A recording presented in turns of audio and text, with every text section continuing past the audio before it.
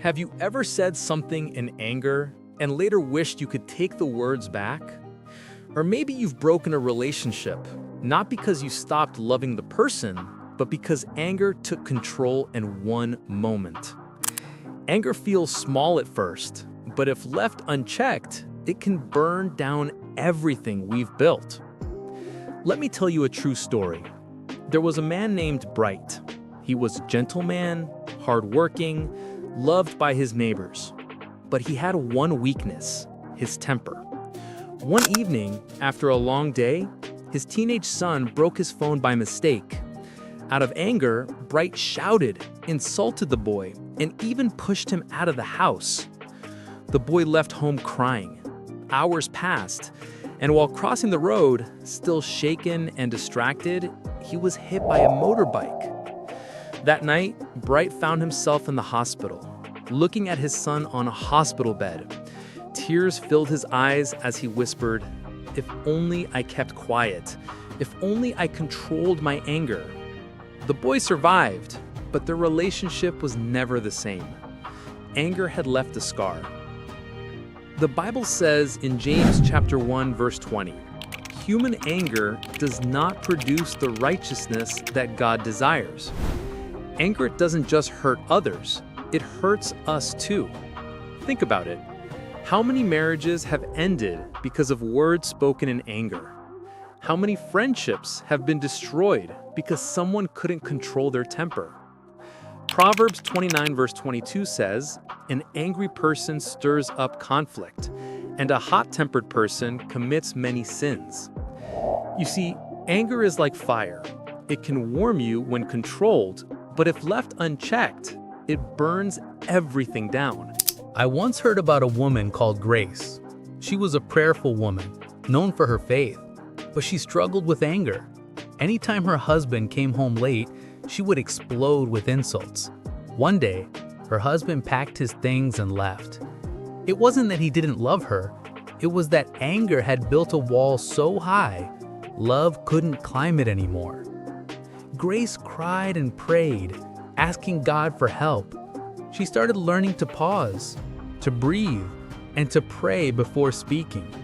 Slowly, her home was restored. Her story reminds us, anger destroys quickly, but God can heal when we humble ourselves. So how do we deal with anger? Here are 3 simple steps. 1.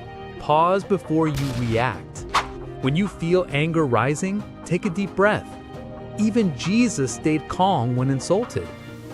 2. Pray in that moment.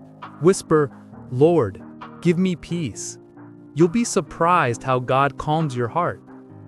And 3. Practice forgiveness daily. Let go of grudges. The more you forgive, the less space anger has in your life. A young man named Daniel once had a very close friend. They grew up together, shared secrets, and even started a small business side by side. But one day, during a disagreement about money, Daniel's anger exploded. He shouted, insulted his friend, and said words that cut deep. His friend walked away that day and never came back. Years later, Daniel regretted it deeply. The business failed, but what hurt more was losing his brother-like friend forever, all because of one moment of uncontrolled anger. Anger may last a minute, but the damage can last a lifetime. The Bible warns us in Ephesians chapter 4, verses 26 and 27. "In your anger, do not sin. Do not let the sun go down while you are still angry, and do not give the devil a foothold." Did you hear that? When we let anger control us, we open the door for the enemy to enter our homes, our hearts, and our relationships. That's why God calls us to forgive quickly, to let go, and to choose peace. Think about your life right now. Is there someone you're still angry with? Is there a wound you refuse to let heal? Maybe God is whispering to your heart today, "My child, let it go. Don't let anger steal your joy any longer."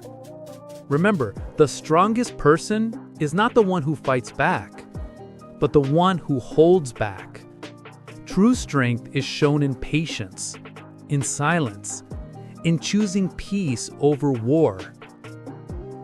My friend, anger destroys more than you think, but God can heal your heart if you surrender it to Him.